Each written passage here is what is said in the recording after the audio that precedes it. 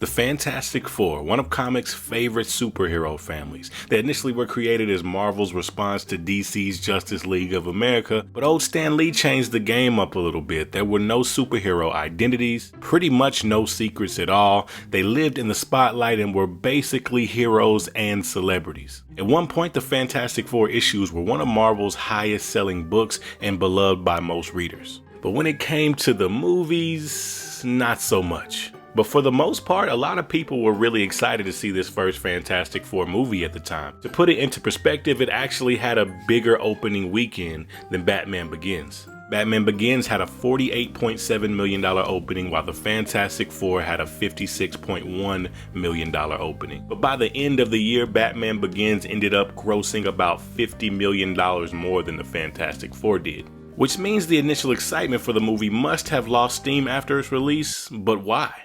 Well, I guess that's what we're here to talk about today.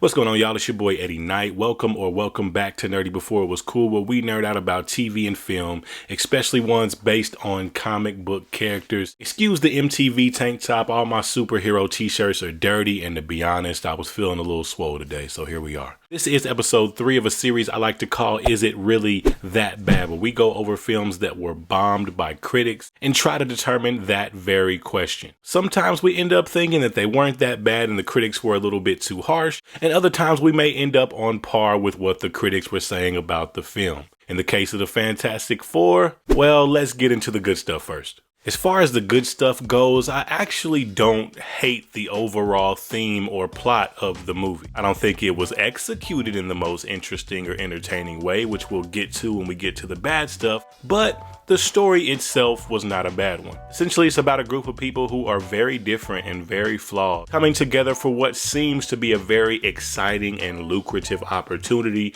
that goes bad. And basically throughout the film, it's pretty much them just trying to undo this bad thing that happened to them, in this sense, all of the abilities, to eventually come to the conclusion that the thing isn't so bad and they are able to live with the changes moving forward. Some people may view this as a poorly casted film, but honestly, I didn't read much Fantastic Four comic books growing up. Most of my knowledge of the characters came from the cartoons from the 90s. Although I don't think all of the character dynamics worked, I really did like the dynamic between Johnny and Ben.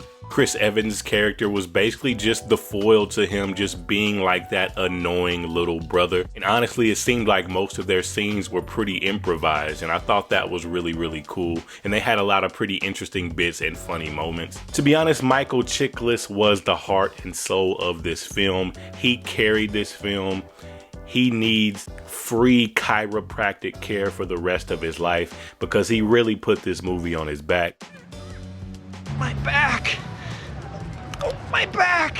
He was the one that you kind of leave this movie rooting for. He was the one that you leave this movie wanting the happy ending for, wanting to see more of, wanting to see how he adjusts with his new powers, which at the end of the movie, we get to see that with him and the blind girl, which I thought was hilarious. Not that she's blind, but never mind. And by the way, his wife sucks in this movie. Like, I get it, he's a creature now, he looks different, but you didn't even hear him out. She didn't ask him how he was feeling in obviously one of the most trying times of his life. And they were engaged. That's insane to me. Jessica Alba, I mean, she was there. I don't think her casting was bad, but I do think there were a lot of poor decisions made with her character. And I actually like Reid Richards' casting as well. Looking back at this movie now, it would be easy to nitpick and talk about the CGI, but honestly, for the time, I don't think the CGI was bad here. I actually really liked a lot of the blend of CGI and practical effects in some of those big action set pieces, one being on the bridge in particular. Although the logic and physics were on some Fast and the Furious level nonsense, I did really like how it looked and how it was executed. I thought it was actually pretty cool. Most of the effects with the thing were pretty dope.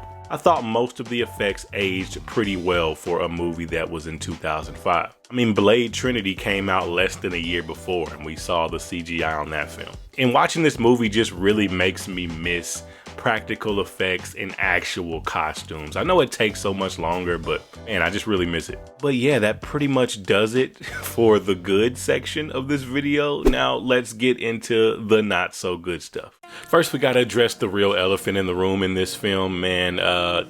nothing happens. Other than the Human Torch, everybody's powers emerged and happened when they were just kind of chilling. And I just found it extremely convenient that they just had all of this time to sit and chill and figure out their powers before they would need to use them at the end of the movie. We have the sequence that happens on the bridge, which I've already mentioned I thought looked really cool and I thought was handled pretty well with the blend of practical and CG effects. But that happened at about 40 minutes in the film. Most of that action was just destruction being caused by the Thing, which I think was a really cool part of characterization for his character. He's getting used to looking the way he looks, having people react to him the way they react to him, and I get you needed something to happen for the public to see him in a different light. Let's just say that scene was necessary. Right after that moment happens, boom, they're just instant celebrities. They instantly have a superhero name. All of a sudden, everybody in New York loves the Thing now, except for his wife. I just feel like all that time spent sitting around learning about the powers could have been spent with time doing things that actually made their celebrity status and all this newfound love for them feel earned. And then after that scene, we go right back to doing what we've been doing. Not a damn thing! A bunch of random conflicts happening that didn't feel necessary, like Ben being mad at Reid. Like, I know his character wasn't presented as being the smartest, but he's not an idiot, and he never liked Von Doom in the first place. So the fact that he was so easily manipulated into being mad at Reid for hanging out with Susan just didn't feel earned. It just felt weird, especially since the entire movie he's been pushing Reid to go be with Susan. That angle just didn't make sense. It was very rushed. It felt very shoehorned in. We just needed a reason for the Thing to want to turn to Von Doom. I felt they could have did much better at finding a reason for him to be so mad. And whether you love this movie or hate it, we gotta come to a conclusion. Early 2000s action movies and hero movies were horrible at making smart people. Like Reed Richards, I get it, he's a smart guy, but that shouldn't be his only quality. And I understand some intelligent people often miss like social cues, but for the majority of the movie, he literally had Susan shoving her boobs in his face the entire time, and all this man could talk about was science. Most of the movie, he was just talking about a bunch of scientific babble. I wasn't a fan of his characterization, and I didn't buy him and Susan's relationship. Speaking of Susan, she was a really annoying character in this movie. And it's not Jessica Alba's fault. She was just written very poorly. First off, there was about 4 or 5 scenes that played on the joke of, ooh, Invisible Girl is naked.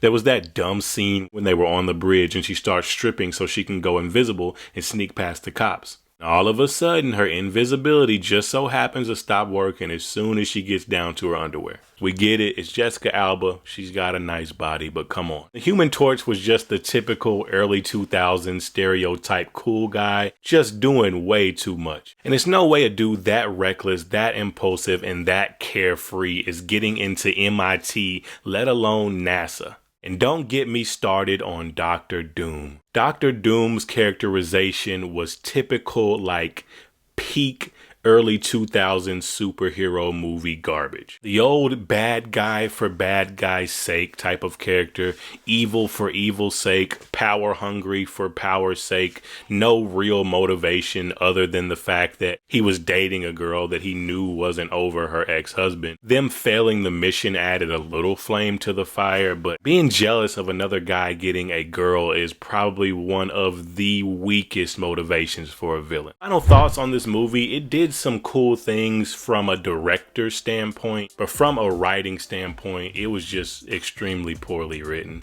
The performances were solid for what they were given. The only saving grace of this movie was the Thing. It should probably like go back and retroactively give him a bonus for what he did in this film. I mean, I get what they were going for with this movie. Coming off of Sam Raimi's Spider-Man 1 and 2, those are both movies that are more emotional than action-packed. They do a lot of character building before we get to those big action set pieces. But the thing is, those movies were written well. So when we got to the action, we actually felt danger. When there was conflict and tension between characters, we actually felt it because we spent so much time properly building them up to these moments. There was no build up to anything in this movie. It was just a bunch of sitting and a bunch of things just falling into place by happenstance. And it felt really hard to root for anybody in this movie other than the Thing. Let's answer that question on if I think it's really that bad, meaning if I agree with the critic or if I think it's been a little overly harshly criticized. I don't think this was like a complete dumpster fire of a film. It was just very boring, uninspired, and a little nonsensical at times. It just kind of felt like a cash grab. So on Rotten Tomatoes, we have a whopping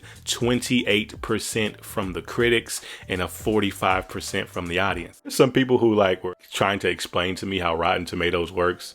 I appreciate it, but I know exactly how Rotten Tomatoes works, guys. Thank you. I just take that critic score and audience score percentage and equate it to a score out of 10 to make it coincide with how I rate a movie. So a 28% would be equivalent to a 2.8 out of 10. I would probably give this movie about a 3 out of 10. I'll give it 1 point because the story, although executed poorly, is followable and it makes sense. I'll give it a point because I think the casting was actually good. I did like the cast. And I'll give it a 3rd point because Michael Chiklis was amazing. But that's about as generous as I can be for the film. But I really do remember loving The Rise of the Silver Surfer. So who knows? Maybe I'll do that one next. But until next time, it's your boy Eddie Knight, and I'm out.